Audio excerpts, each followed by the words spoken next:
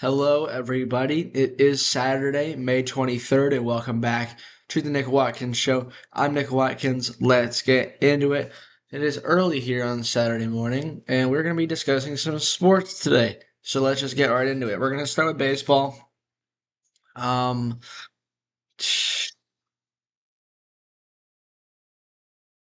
yeah. What what is there to do? Um,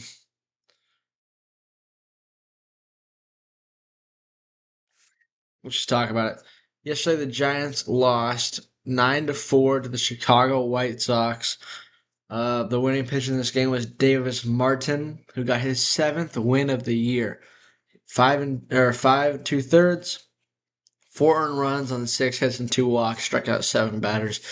As for the Giants, Trevor McDonald got the loss. He's now 2-1, 3-2, 3 2/3 innings, 7 earned runs on 3 hits, and 1 walk and 2 hit batsmen.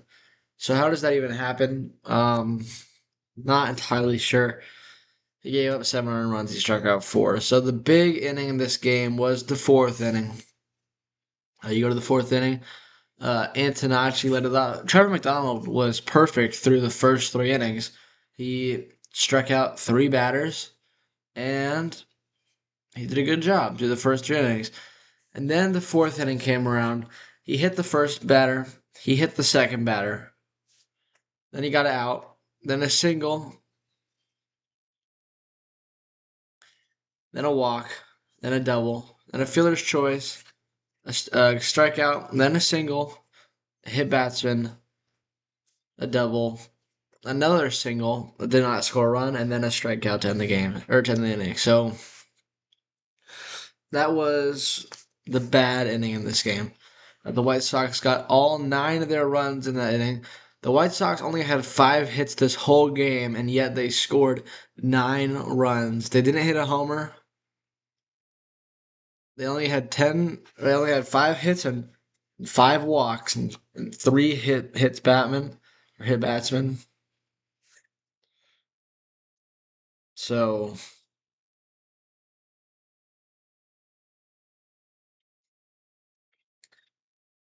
now we're 11 games under 500. This is the furthest down under 500 we've been.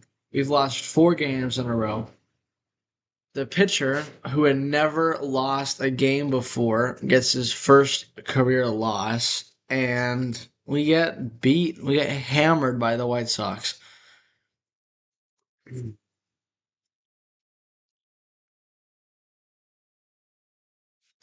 don't know what else you can do. You look at the offense. Rafael Devers 0 for 4 with 3 strikeouts. Casey Schmidt 0 for 4 with 2 strikeouts. Adames struck out twice. Eldridge struck out twice. Man, we just stink. And it's getting hopeless. It's hard to talk about because so many things are going wrong with the Giants. Everything is going wrong with the Giants, and there's really nothing much to be able that can be done. It's just I don't know if it's like a fundamental deep down problem, bro. But I look at like other teams around the league, like the Guardians and especially the Brewers and the Rays. And these are teams that do not have big budgets. They're small market teams. And whenever their best players need new contracts, they're gone. With the Brewers, Freddie Peralta traded. Corbin Burns, he was traded.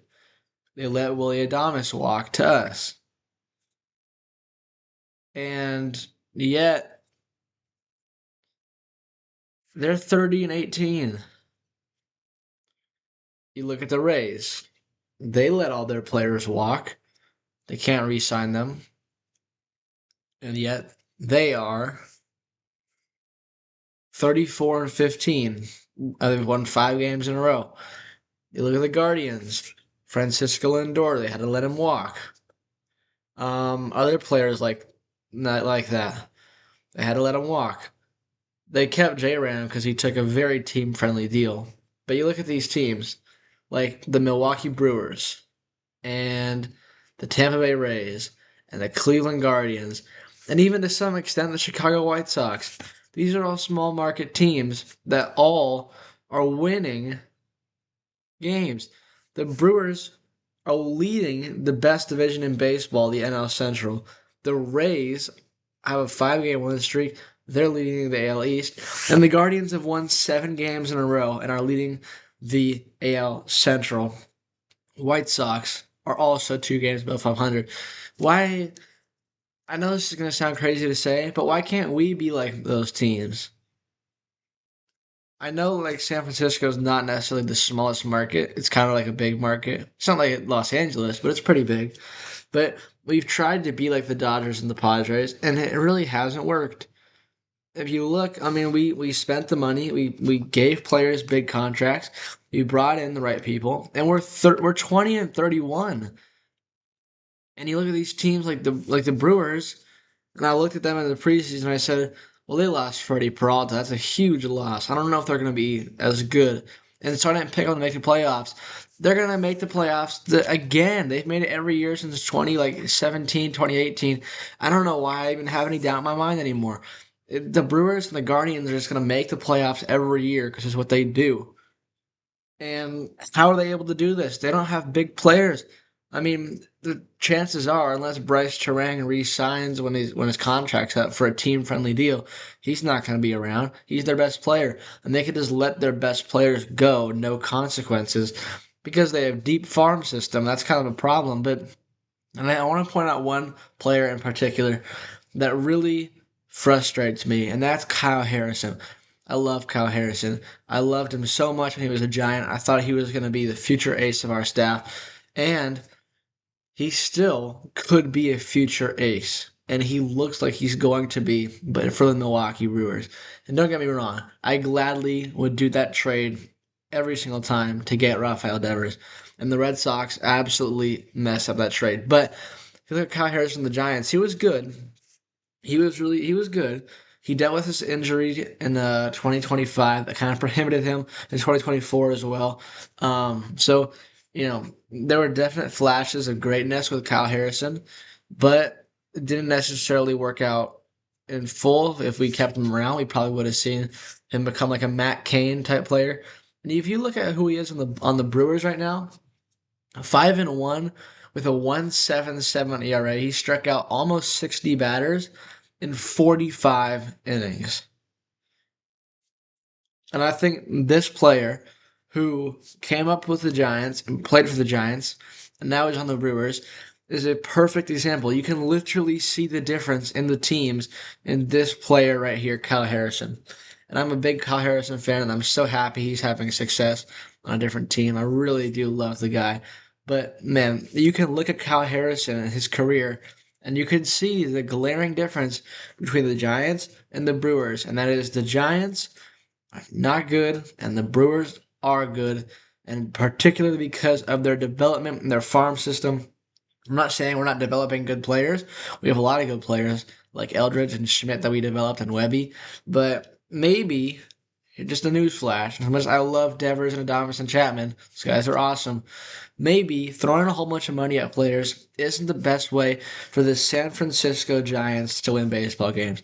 It can work if you're the Dodgers or the Yankees or the Mets or the Cubs, but if you're the Giants and you've been throwing the money at players and it's not working, maybe we got to go the other direction here. And that's a crazy statement because we're locked into these contracts for years and we can't just get out of them. But that prospect of winning baseball games year after year without a main superstar, just having a great fan base, which we do have, and a great farm system, which we don't have, we have to work on that. Maybe that looks more ideal to me. I mean, if you look at like the trajectory of the team of the future, like we got these guys, we got these young kids down in like single A. We got Johnny Level, we got Josuar Gonzalez, we got Luis Hernandez. These guys look like dogs. The granted, Luis Hernandez is like 16 years old, but like by the time those kids are ready to come up, maybe it's time to shift philosophies here. And we've been drafting really well recently, and we've been, getting good players from trades like Susak and Rodriguez. The young core is there, and there's another young core who looks like an absolute superstar tandem, middle infielders down there, single A. But man, it's hard to be where the Giants are right now and look around the teams like Cleveland and Milwaukee, and even the team we're playing against, the Chicago White Sox, who are doing it without a good budget, without not a lot of good players. And you look at the Cardinals and teams like them, and it's hard to be content with where we're at when other teams have far less and are doing far more. So it's a frustrating time for sure. Um, and we can't do anything about it. So it is what it is. Kind of is what it is. It's frustrating. We'll move on. Today the Giants play the White Sox. Adrian Houser's on the mound. Uh, going up against Brian Hudson. If we don't rattle off like a 10-game win streak, then I'm not gonna get hopeful. And that's frustrating for me because I'm a very positive guy. I always see the best in things. I always try to think positive. I have a very like short memory when it comes to sports. Like I'm always trying to live in the moment and just forget about all the bad stuff that happened, just flush it. I'm pretty good at that. And I guess it kind of clouded my perspective on the Giants because man, we're 20 and 31. Yesterday sucked. I could not watch that game. And I don't want to sit here and pretend like it didn't happen and also say, well, if we just win this game, then we're all right. Because if we win this game, we're gonna be still 10 games under 500. We have to rattle off a 10-game win streak, or else I'm gonna feel pretty hopeless, and that's a feeling I do not like feeling. Um, I just don't have any hope in this team right now. Uh, and it's gonna be a long summer if this is how the Giants are playing. Um, it also sucks because if you're a terrible team, like there are benefits to being terrible. Like you're gonna get a great draft pick. You can bring up your young guys and see how they are. The problem is we're supposed to be good and yet we're terrible. So even though we're gonna get that high draft pick, we're kind of stuck in being terrible until something changes. And the only way something's gonna change is you make a drastic decision because the team constructed as is supposed to be winning games. It's not. And if you want to win games, something has to change because you're not winning games.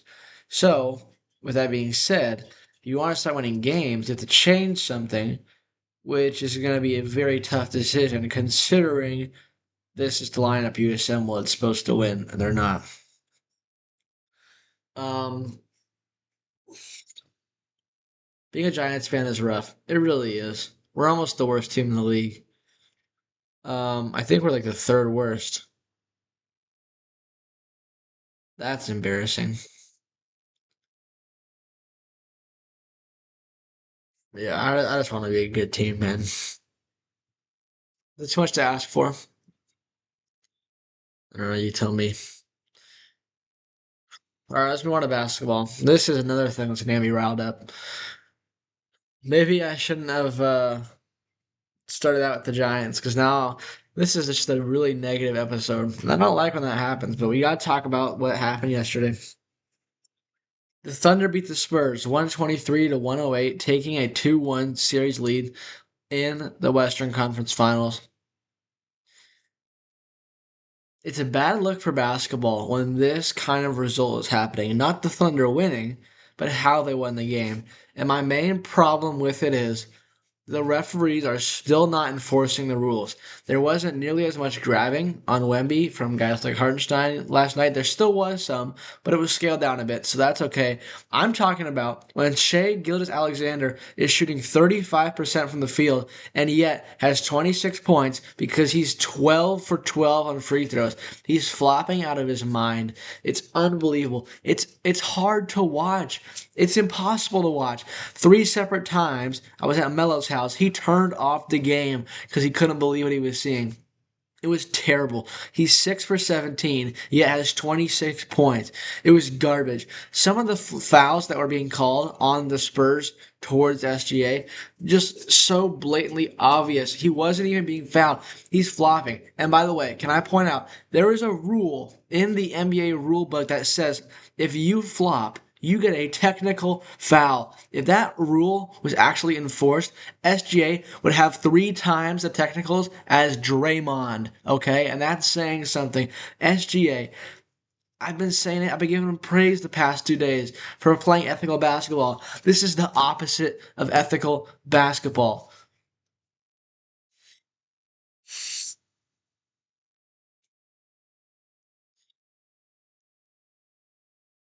It's a terrible look for the league when their MVP is doing this, when the entire stadium is chanting flopper at him.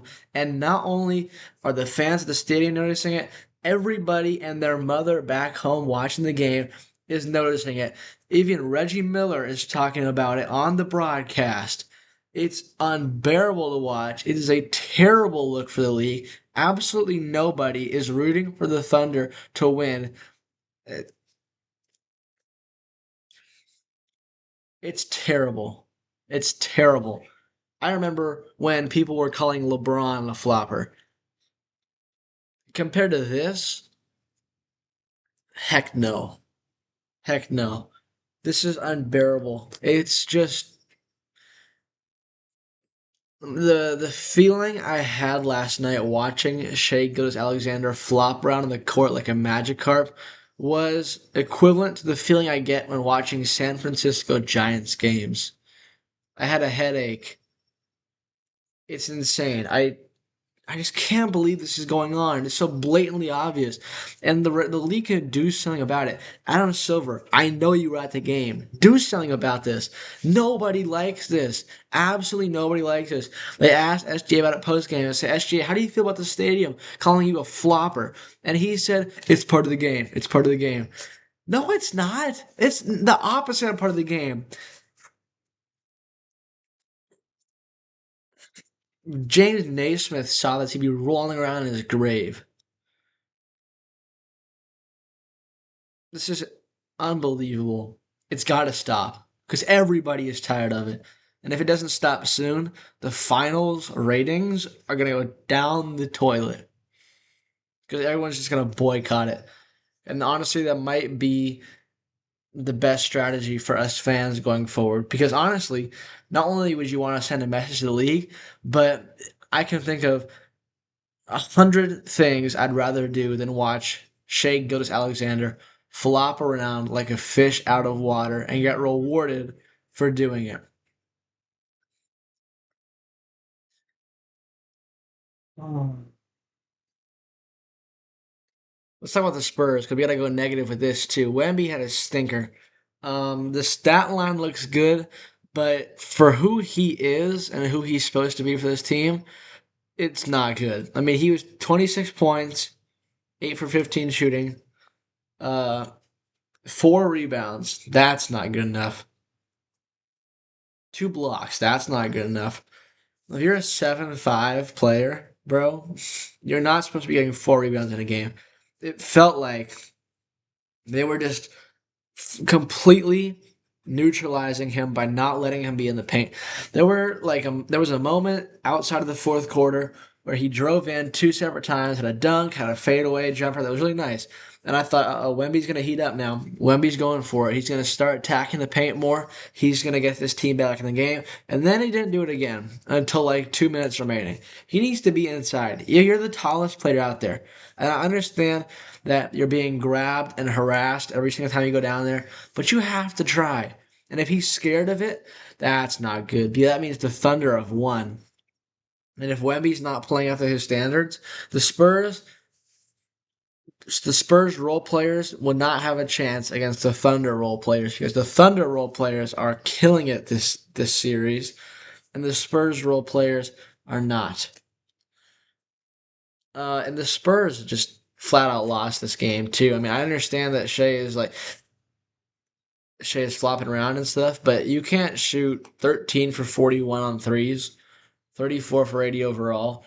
You turn it over 15 times. You're not getting rebounds. Um,